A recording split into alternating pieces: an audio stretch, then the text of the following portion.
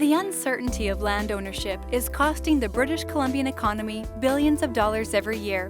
The BC Treaty Commission facilitates First Nations treaty negotiations across the province to define Aboriginal rights. When Canada's Constitution was changed in 1982, a new section, Section 35, was added, which guaranteed certain rights for Aboriginal peoples and opened the doors for negotiating land and treaty rights. In 1992, the federal and provincial government teamed up with First Nations leaders to create the BC Treaty process.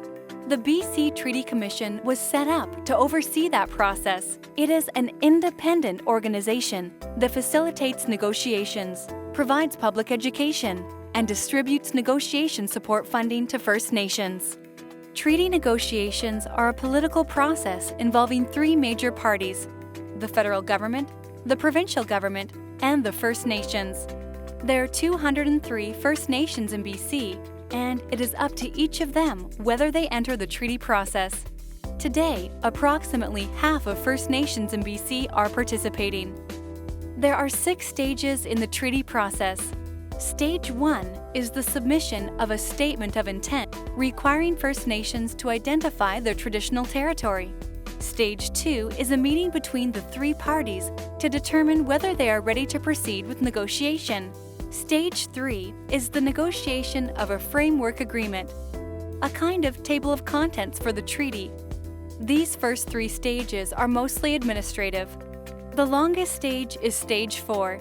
This is where all 3 parties try to reach an agreement in principle, or AIP. The governments of BC and Canada will make an offer of land and cash, which forms the basis for the treaty settlement package. However, it is important to note that when an AIP is reached, it is not yet legal. It still needs to be finalized. In Stage 5, the parties settle any outstanding issues, and a final land and cash offer is made. Once an agreement has been reached, the First Nation takes that agreement to their community for approval.